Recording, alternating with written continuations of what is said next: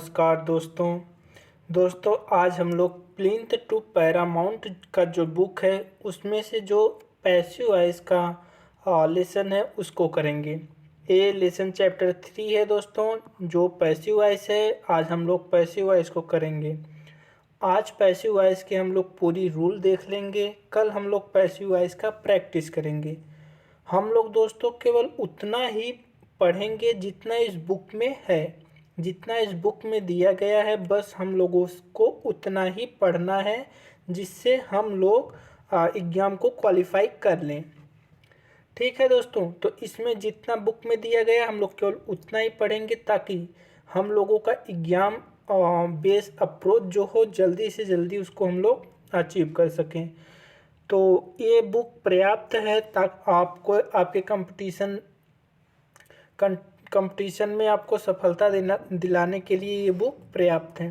तो चलिए हम लोग शुरू करते हैं। पैसिव वॉइस क्या कहता है दोस्तों, देख लेते हैं। पैसिव वॉइस का डिफिनीशन क्या होता है। तो पैसिव वॉइस क्या होता है, वर्ब का वह रूप वॉइस कहलाता है जिससे पता चलता है कि कर्ता कोई काम करता है या कर्ता पर कोई काम होता है। ठीक है, कर्ता कोई काम कर रहा है कि उस पर कोई काम हो रहा है। जब हमें ये पता चलता है तो हम बताते हैं ये सेंटेंस जो है पैसिव है। जैसे मैं खाना खाता हूँ, मैं खाना खाता हूँ, ये क्या है दोस्तों, ये एक्टिव वॉइस है, मैं खाना खाता हूँ। लेकिन अगर पैसिव वॉइस में कहना हो तो हम लोग को क्या कहेंगे, मेरे द्वारा खाना खाया जाता है। जिसके लास्ट में या जाता है, ये जाती है, ये जाते हैं, ये जाती हैं, आता है, तो वो होता है पैसिव वॉइस। जैसे मैं पढ़ता हूँ सिंपल सेंटेंस हुआ, लेकिन मुझे पढ़ाया जाता है, ये पैसिव हुआ। या तुम गाना गाते हो, तुम्हारे द्वारा गाना गाया जाता है, ये पैसिव हुआ। तुम गाना गाते हो, ये एक्टिव हुआ। तुम्हारे द्वारा गाना गाया जाता है, पैसिव हुआ। तो ये होता है दोस्तों पैसिव, जिसमें हमें ये पता चलता है कि कर्ता पर कोई काम हो रहा है कि वह कोई काम कर रहा है। तो इसका जो फर्स्ट एक्टिव वॉइस में देखा जाए तो एक्टिव वॉइस में क्या होता है दोस्तों, वर्ब का वह रूप एक्टिव वॉइस कहलाता है जिसमें यह ज्ञात होता है कर्ता या किसी कार्य को किसी कर्म पर करता है। जैसे मैं खाना खाता हूँ, मैं करता हूँ, मैं खाना जो है वो कर रहा हूँ, खा रहा हूँ, तो ये एक्टिव हुआ। तो इसका जो ग्रामर रूल है, सब्जेक्ट वर्ब ऑब्जेक्ट होता है। लेकिन अगर यही पैसिव वॉइस देखा जाए तो हो जाता है क्या, object verb plus by subject हो जाता है दोस्तों। ये हमारा पैसिव हो जाता है। ठीक है, हम लोग पैसिव आगे देखेंगे कैसे बनता है। जैसे वर्ब का वह रूप पैसिव कहलाता है जिससे यह ज्ञात होता है कि कर्म पर किसी क्रिया का प्रभाव पड़ता है। उससे जनरल फार्मूला क्या होता है, जनरल फार्मूला जो पैसिव वॉइस का होता है वो होता है ऑब्जेक्ट पहले होता है, फिर हेल्पिंग वर्ब कैसे होगा दोस्तों, हेल्पिंग वर्ब जो होगा वो टेंस के अनुसार होगा, जो टेंस होगा उसी के अनुसार हम हेल्पिंग वर्ब का यूज करेंगे।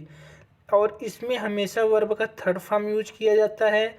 लास्ट में बाई प्लस सब्जेक्ट का यूज करते हैं। ठीक है, तो उम्मीद करते हैं आप लोगों को इतना आ रहा होगा। चलिए आगे क्या है, पैसिव वॉइस कब कब प्रयोग होता है, चलिए देखते हैं। पैसिव वॉइस का प्रयोग कहाँ कहाँ होता है। पहला, जब क्रिया स्वतः नहीं होता बल्कि उसे किया जाता है। जब कोई काम दोस्तों जो है वो अपने आप से नहीं होता बल्कि उसे किसी कर्ता के द्वारा किया जा रहा हो, तब पैसिव वॉइस में करते हैं, तभी पैसिव वॉइस का यूज होता है। जब क्रिया पर कोई अपना काम कर रहा हो। ठीक है, जैसे अगर देखा जाए तो क्या किया है, tea grows both in Assam and Ceylon. तो जो टी होता है वो उगता है कहाँ पर, बोथ दोनों जगह, असम और शिलोन पर।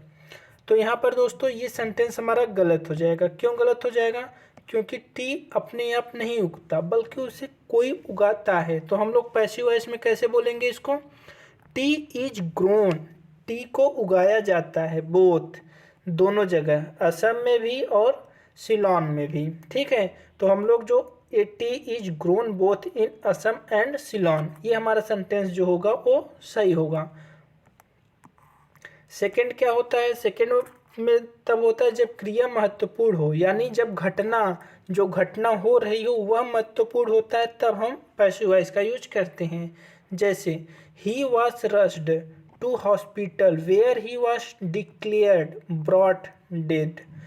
ठीक है, तो उसको लेकर जाया गया, रश्ड माने दौड़ते हुए, टू द हॉस्पिटल, हॉस्पिटल में। तो दोस्तों यहाँ पर हम लोगों के साथ कुछ छुपा हुआ है। जैसे उसको लेकर जाया गया कहाँ पर, हॉस्पिटल में, तो हॉस्पिटल कौन लेकर गया, कोई व्यक्ति होगा, लोग जो हैं उसको दौड़ते हुए हॉस्पिटल लेकर गए जहाँ पर उसे मृत घोषित कर दिया गया।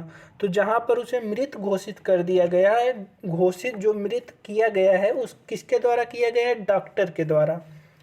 तो जब हम लोग उसको हॉस्पिटल ले गए तो डॉक्टर उसको क्या कर दिया, मृत घोषित कर दिया।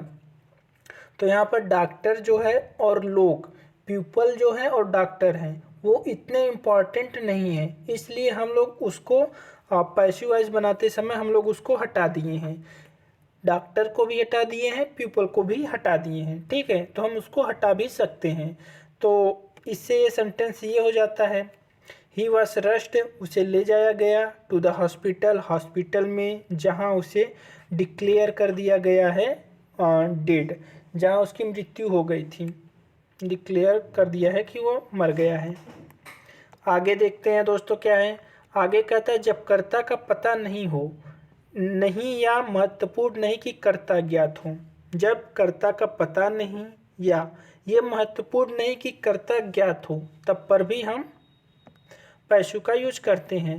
जब कर्ता बहुत ज़्यादा इम्पॉर्टेंट नहीं होता है या फिर उसका पता ही नहीं होता है कि कार्य कौन कर रहा है, किसके द्वारा कार्य हो रहा है। ठीक है, जैसे people were relocated from the flood affected village.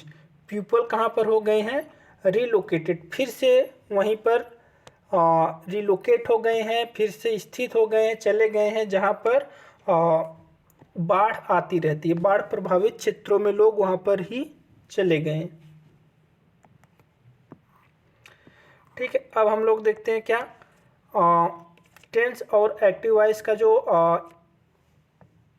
Formula होता है, किस प्रकार से हम लोग फार्मूला का यूज करते हैं, अब हम लोग उसको देखेंगे। ठीक है दोस्तों, तो देखिए इंडिफिनिट टेंस में एक्टिव वॉइस और पैसिव वॉइस, यहाँ पर सब कुछ लिखा गया है बुक में, आप लोगों को कुछ भी लिखने की ज़रूरत नहीं है, बस आप लोग इसको ध्यान से 1 से 2 बार पढ़ लीजिए, आप लोगों को समझ में आ जाएगा। तो इंडिफिनिट टेंस में क्या होता है, सब्जेक्ट होता है, वर्ब का फर्स्ट फॉर्म होता है, ऑब्जेक्ट होता है। ठीक है, वही जब इंडिफिनिट टेंस के जो एक्टिव वॉइस होता है तो ऐसे होता है। पैसिव वॉइस की अगर बात करें, जब पैसिव वॉइस होता है, पैसिव वॉइस को दोस्तों हम लोग इस फॉर्म में लिखते हैं। तो जहाँ पर ऑब्जेक्ट आ जाता है, इज, एम, आर आता है और वर्ब का हमेशा थर्ड फॉर्म रहेगा।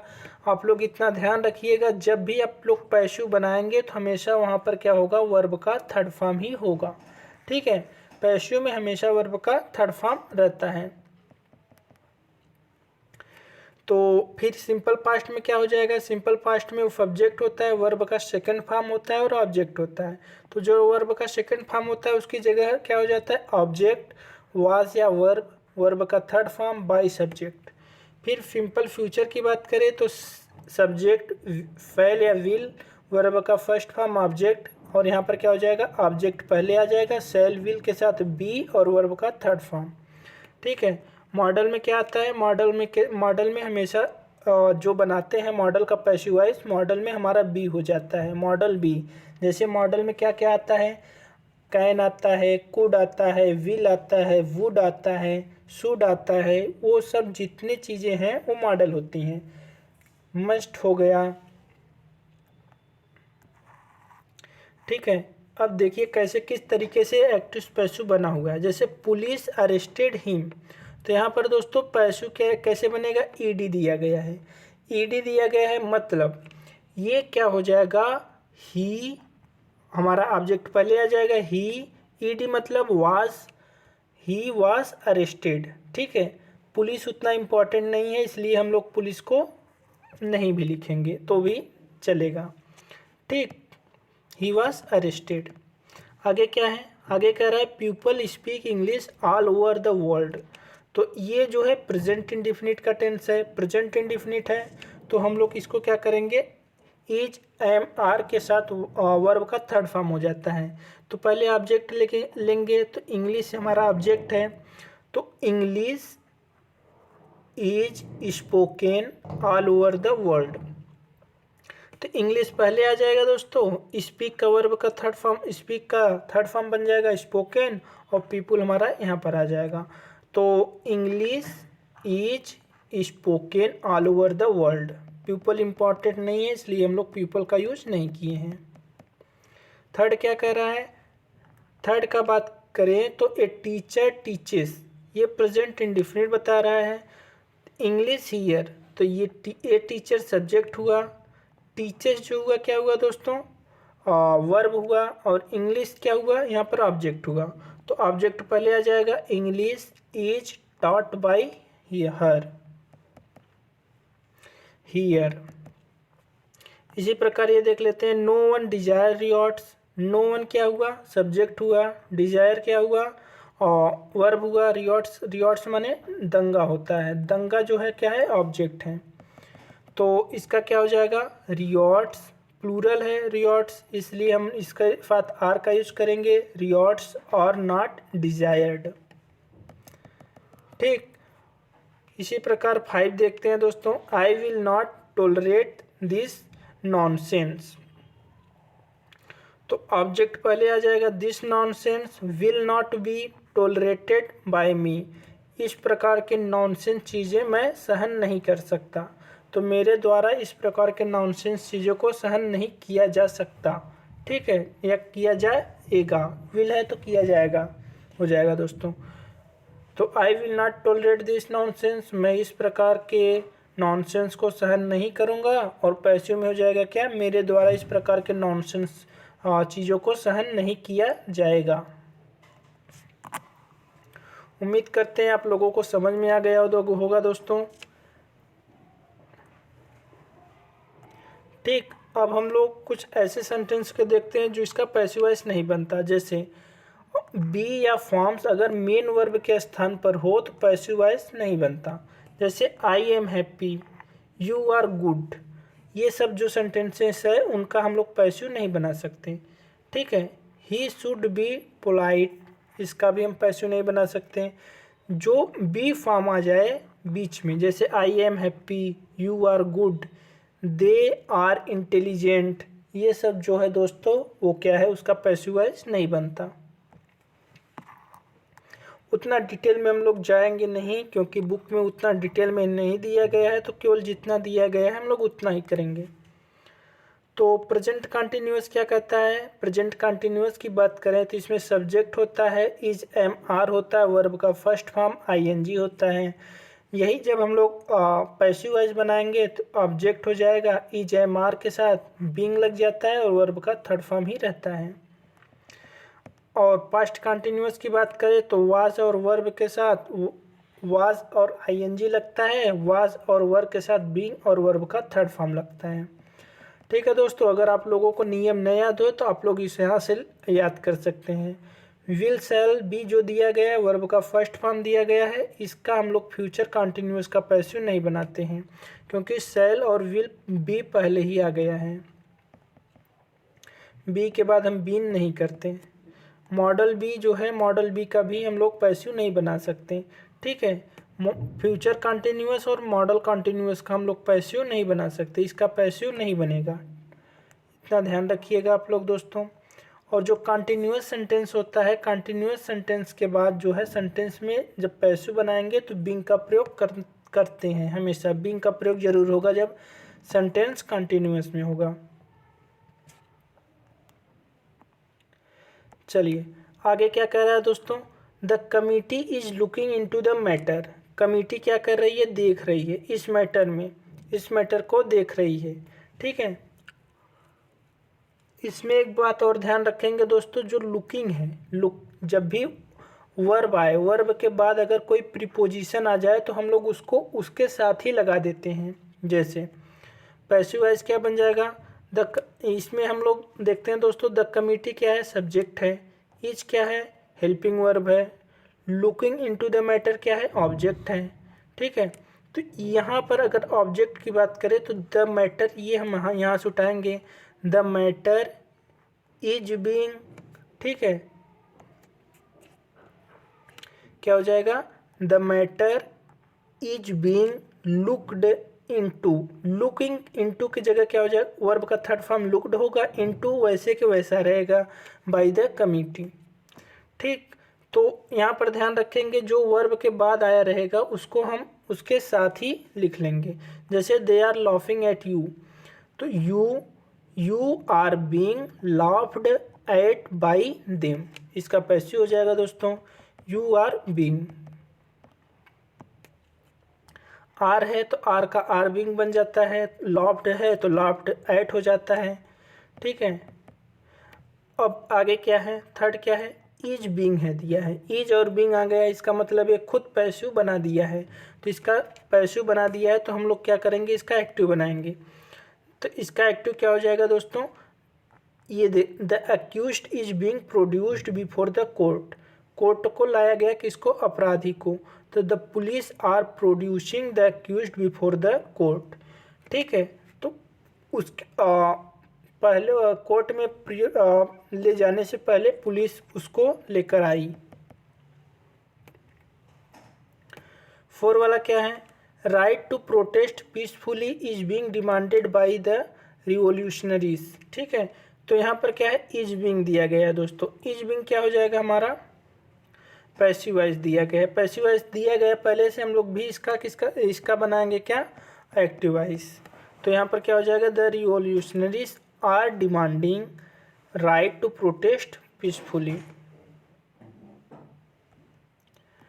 अब 5 देख लेते हैं दोस्तों, 5 क्या कहता है, you are not taking the exam seriously, तुम एग्जाम को सीरियसली नहीं ले रहे हो। तो इसका क्या बन जाएगा, the exam was not being taken seriously by you. ठीक, ये हो जाएगा दोस्तों।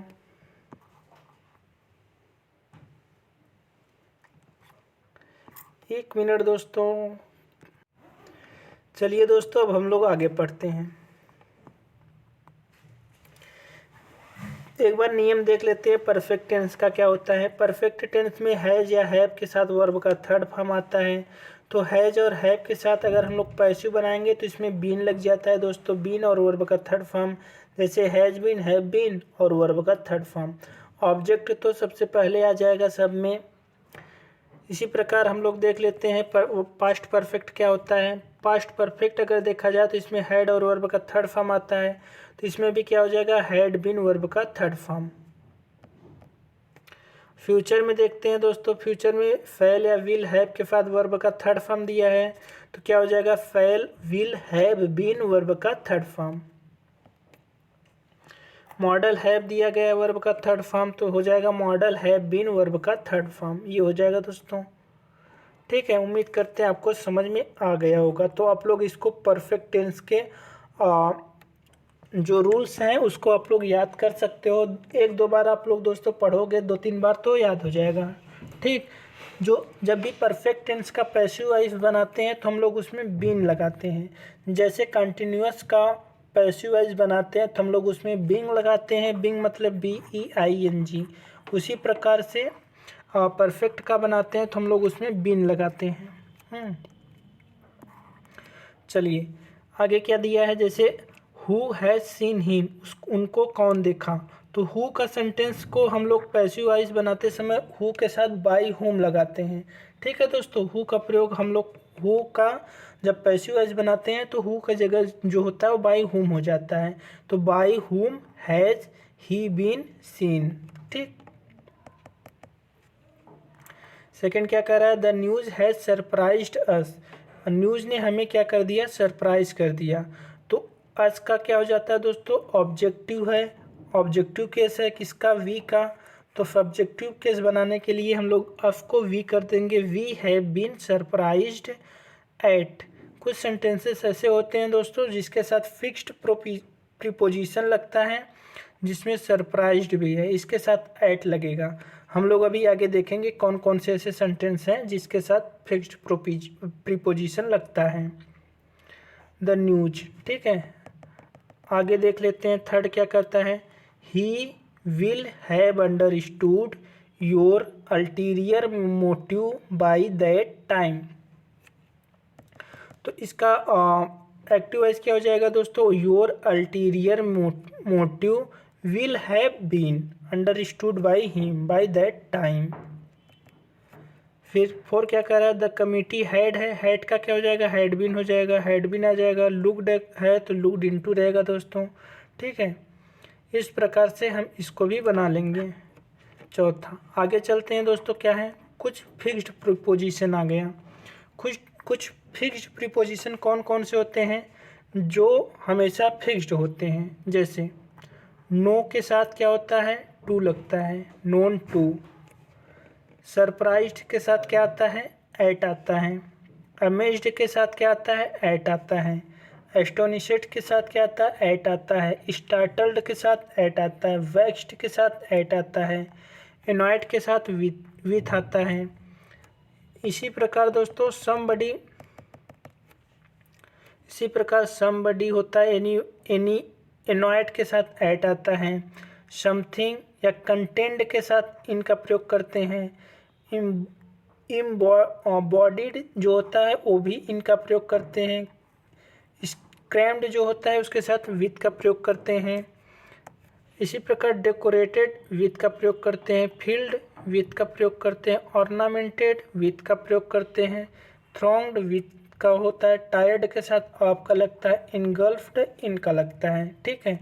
इसका प्रयोग तब करेंगे जब हम ये सेंटेंस दिया रहेगा और उसका पैसिवाइज बनाना रहेगा, तो इस सेंटेंस का यूज कर देंगे। जैसे द फायर इनगल्फ्ड द बिल्डिंग। तो जो आग थी वो पूरी बिल्डिंग में लग गई, ठीक है, पूरी बिल्डिंग में धर ली। तो द बिल्डिंग वाज इनगल्फ्ड था दोस्तों, तो इसलिए वाज लगा है। इनगल्फ्ड के साथ इन लगता है, इन द फायर। इसी प्रकार देखा जाए, the box contains 10 cigars. The box contains 10 cigars, ठीक है। तो क्या हो जाएगा इसका दोस्तों, हो जाएगा 10 सिगार्स आर। तो 10 सिगार्स हमारा प्लूरल है, इसलिए आर का यूज हुआ है। Contained in this box, contained के साथ इनका यूज होता है।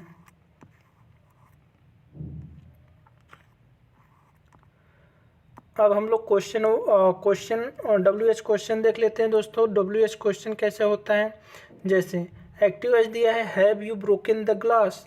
तो क्या हो जाएगा, द ग्लास, एक मिनट, हाँ, have you broken the glass, ये यहाँ पर ग्लास दिया है तो है, इसका पैसिव वॉइस क्या हो जाएगा दोस्तों, has the glass been broken by you, ठीक है। तो द ग्लास के साथ क्या आता है, हैज का यूज होता है, ठीक है। हैव के साथ, हैव इसके लिए आया है यू के साथ, ग्लास के लिए यहाँ पर हैज आया है। ये नहीं कि have you have the glass been नहीं होगा, हैज के साथ द ग्लास बीन होगा, क्योंकि ग्लास जो है हैज का हेल्पिंग वर्ब है। इसी प्रकार अगर इसका एक्टिव वाइज WH वर्ड आ जाए, इंट्रोगेटिव आ जाए, तो WH why have you broken the glass, तुमने ग्लास क्यों तोड़ा। तो इसका क्या हो जाएगा दोस्तों, why has the glass been broken by you. Why क्यों लग जाएगा, has the glass been broken by you, वही सेंटेंस रहेगा। WH वर्ड में अगर देखा जाए तो और भी ऐसे सभी सेंटेंसेस का यूज होगा दोस्तों। जितने भी सेंटेंस हैं ऐसे ही इसका यूज होगा, ठीक है। जैसे वाई, अगर हम एक सेंटेंस लिख करके देखें दोस्तों तो क्या होगा, वाई हैव यू रीड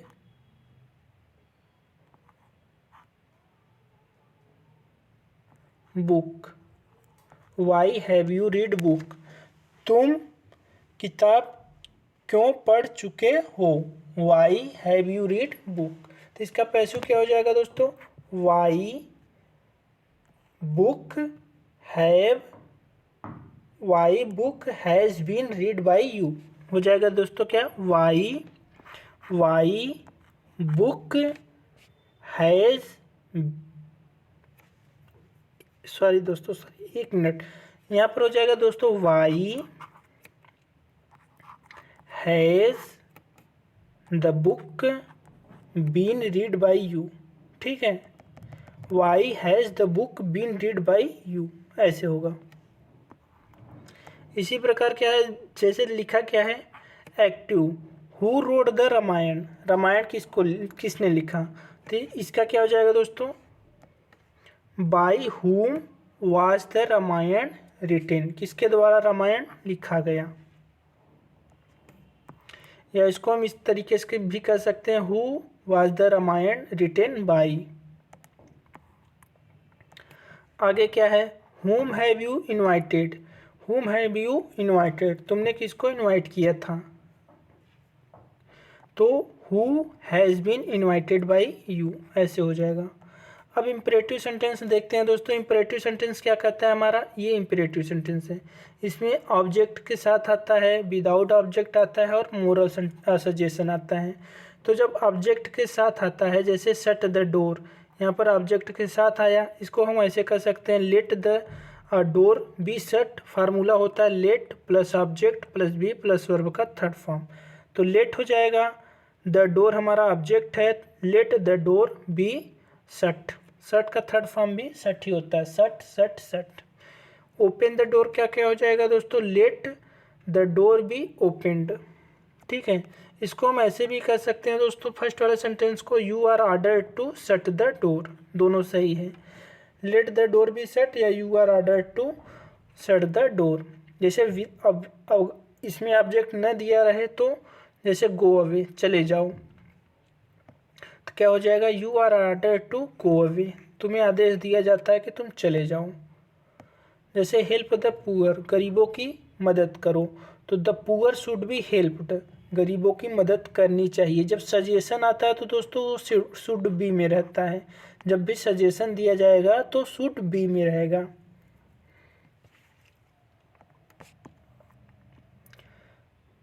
अब देख लेते हैं एक्टिव वॉइस में क्या होता है। जो टू होता है उसका passive voice to be verb का थर्ड फॉर्म होता है। जैसे I am to do it, मुझे यह काम करने को है। ठीक है, मैं ये काम करने को हूँ। ठीक है, तो यहाँ पर क्या हो जाएगा दोस्तों? It is to be done by me. It, यहाँ पर जो टू है तो उसके साथ टू बी आ जाएगा।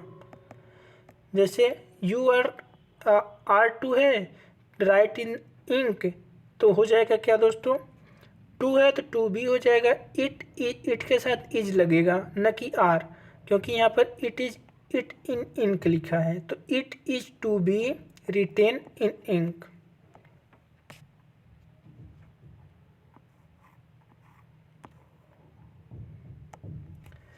अब हम लोग और अभी सेंटेंस देख लेते हैं, लेकिन दोस्तों हमेशा जो है हम टू के साथ बी नहीं लगाते हैं। कुछ सेंटेंसेस ऐसे होते हैं जो पढ़ने समय पता चल जाता है। जैसे देखिए, the teacher gave me a book to read, teacher ने मुझे एक किताब पढ़ने को दिया था।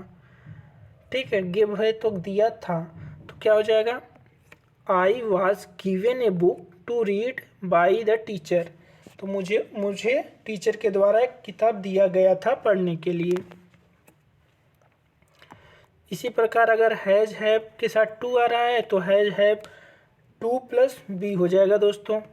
हैज़ हैव हैड के साथ टू और बी वर्ब का थर्ड फॉर्म। जैसे I have to finish this work, मुझे इस काम को करना पड़ता है, तो this work has to be finished by me. ठीक है, ऐसे बन जाएगा। यहाँ पर देख लीजिए एक एक वर्ड लिखा है दोस्तों। सब्जेक्ट ये है, हैव है, टू है, वर्ब का फर्स्ट फॉर्म है, ऑब्जेक्ट है, तो ऑब्जेक्ट बना, हैज़ टू बी बना, वर्ब का थर्ड फॉर्म बाई ऑब्जेक्ट।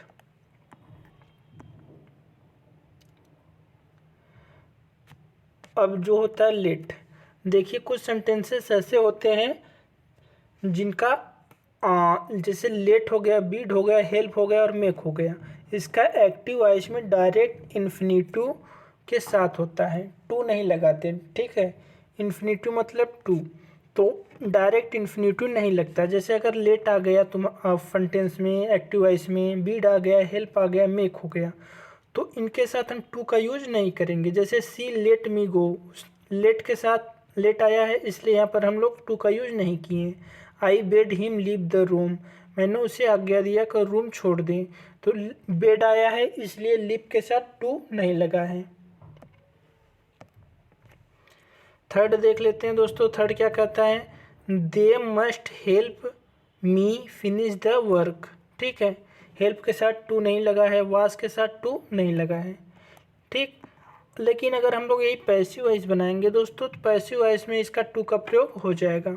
जैसे ही was bidden to leave the room by me, उसको कहा गया, आज्ञा दी गई कि मेरे द्वारा कि वह रूम को छोड़ दे। I must be helped to finish the work, मुझे इस काम को करना ही चाहिए।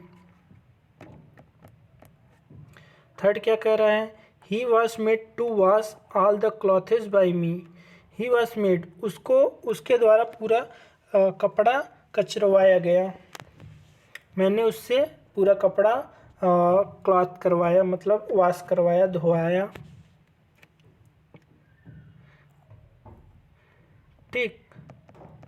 अब देखिए दोस्तों यहाँ पर क्या दिया है नोट में, लेट मी प्ले, एक मिनट दोस्तों। तो चलिए दोस्तों हम लोग आगे देखते हैं, आगे क्या कह रहा है, लेट का प्रयोग वाक्य में अलग अलग अर्थ में हो सकता है, ठीक है, उसे परिवर्तन उसी अनुसार करेंगे। लेट का प्रयोग अलग अलग तरीके से होता है। जैसे लेट मी प्ले, मुझे खेलने दो, इसका पैसिव क्या हो जाएगा, I may be allowed to play, मुझे खेलने दिए जाने का अनुमति देना चाहिए, खेले जाने का अनुमति दिया जाना चाहिए। फिर सेकंड क्या कर रहा है, let him do this work, उसे यह काम करने दो, तो let this work be done by him, ठीक है, पैसिव हो जाएगा। Let us organise the party, organise a party, party को ऑर्गेनाइज करो, तो हो जाएगा क्या, a party should be organised, एक पार्टी को ऑर्गेनाइज किया जाना चाहिए। फोर्थ क्या कर रहा है, let us help the poor, चलो हम लोग गरीबों की मदद करें, तो the poor should be helped, हमारा क्या हो जाएगा दोस्तों, the poor should be helped, ये सलाह दिया गया है इसलिए यहाँ पर शुड बी का यूज किया गया है। अब एक सेंटेंस और बचता है दोस्तों, इसके बाद हमारा ये पैसिव वॉइस पूरा ख़त्म हो जाएगा। तो हम लोग दोस्तों लगभग आधे घंटे में हम लोग इसको पैसिव वॉइस को रूल को पूरी तरीके से पढ़ लिए इस बुक से। तो चलिए देखते हैं इसमें क्या किया जा रहा है। जैसे द रोज़ स्मेल्स स्वीट, जो रोज़ है वो कैसा महकता है, बहुत सुगंधित महकता है। तो दोस्तों यहाँ पर द रोज़ स्मेल्स स्वीट, इसका जब पैसिव वॉइस बनाएंगे तो कैसे बनेगा, तो लिखेंगे रोज़ इज स्वीट, जो रोज़ है वो स्वीट है, व्हेन इट इज स्मेल्ड, जब यह महकता है, ठीक है। इसी प्रकार जैसे क्विनीन टेस्ट बीटर, तो इसका क्या हो जाएगा, क्विनीन इज बीटर, क्विनीन जो है वो कड़वा है, व्हेन इट इज टेस्टेड, जब इसका टेस्ट किया जाता है, ठीक है। इसमें इसका जो सेंटेंस जो होता है सब क्या होता है दोस्तों, सब्जेक्ट होता है, वर्ब होता है, एडजेक्टिव होता है, व्हेन होता है, प्रोनाउन का यूज करते हैं, फिर उसके बाद हेल्पिंग वर्ब, वर्ब का थर्ड फॉर्म, इसमें व्हेन लगाकर बनाते हैं। जैसे देखिए दोस्तों, व्हेन लगाएं, प्रोनाउन क्या हो जाएगा, प्रोनाउन हमारा इट का हो गया है, फिर इज आया है, फिर स्मेल्ट वर्ब का थर्ड फॉर्म आया है, ठीक है। जैसे क्विनीन दिया गया है, क्विनीन के बाद इज आया है, इज के बाद बीटर आया है, फिर व्हेन का यूज किए हैं, फिर इट इज टेस्टेड, जब टेस्ट किया जाता है। अगला क्या है, दोज मैंगोज टेस्टेड सोर, वो मैंगोज जो टेस्ट किया गया वो कड़वा था, ठीक है। तो दोज मैंगोज वर सोर, वो मैंगोज कड़वा थे या खट्टे थे, व्हेन दे वर टेस्टेड, जब उनको टेस्ट किया गया था, ठीक है। तो ये थे दोस्तों पैसिव वॉइस के कुल नियम। उम्मीद करते हैं आप लोगों को समझ में आ गया होगा। समझ में आ गया हो तो लाइक शेयर और सब्सक्राइब करना न भूलें। तो वीडियो देखने के लिए आपका बहुत बहुत धन्यवाद। चलिए दोस्तों, अब हम लोग कल मिलेंगे जिसमें हम लोग पैसिव वॉइस की प्रैक्टिस करेंगे। ठीक, एक 2 मिनट का ब्रेक लेकर के दोस्तों हम लोग इसको पूरी तरीके से एक बार रिवाइज कर ले रहे हैं जो जो होता है। ठीक, जैसे देखिए एक्टिव वॉइस में क्या होता है। जो एक्टिव वॉइस होता है दोस्तों वो क्या कहता है, काम कौन कर रहा है। जब भी काम, जैसे वर्ब का वर्ब जो एक्टिव कहलाता है जिसमें यह ज्ञात हो कि कर्ता किसी क्रिया को किसी कर्म पर करता है तो उसे एक्टिव वॉइस कहते हैं। इसका फार्मूला क्या होता है, सब्जेक्ट वर्ब ऑब्जेक्ट। जब पैसिव वॉइस बनाते हैं तो ऑब्जेक्ट हेल्पिंग वर्ब, वर्ब का third form by plus subject हो जाता है दोस्तों। फिर हम लोग देख लेते हैं, यहाँ पर दिया गया है वर्ब का first form is am are, verb का थर्ड फॉर्म। इसको आप लोग दोस्तों याद कर लीजिएगा अगर आपको याद नहीं है तो। फिर कंटिन्यूअस सेंटेंस में आपको ये याद करना है क्योंकि ये याद करे बिना आपका नहीं हो पाएगा। परफेक्ट सेंटेंस का ये है परफेक्ट टेंस का। ठीक है, परफेक्ट हो गया। फिर उसके बाद क्या होता है, WH वर्ड का ये नियम दिया गया है दोस्तों, इसको आप लोग तैयार कर लीजिएगा। इम्परेटिव सेंटेंस दिया गया है ये, इसको तैयार कर लीजिएगा। फिर हैज़ टू हैव टू भी दिया गया है। उसके बाद लेट बिड हेल्प और मेक भी दिया गया है जिसमें हम लोग टू का प्रयोग करते हैं और नहीं करते हैं। पैसिव वॉइस में टू का प्रयोग हो जाता है और एक्टिव वॉइस में नहीं होता है। फिर ये होता है, ये है तो दोस्तों कुल बस। फिर उसके बाद ये ख़त्म हो गया। फिर कल हम लोग दोस्तों क्या करेंगे, इसकी प्रैक्टिस करेंगे। प्रैक्टिस में कुल अगर सवालों की बात किया जाए तो दोस्तों इसमें कुल कितने सवाल हैं देख लेते हैं हम लोग, कितने सवाल हैं इसमें।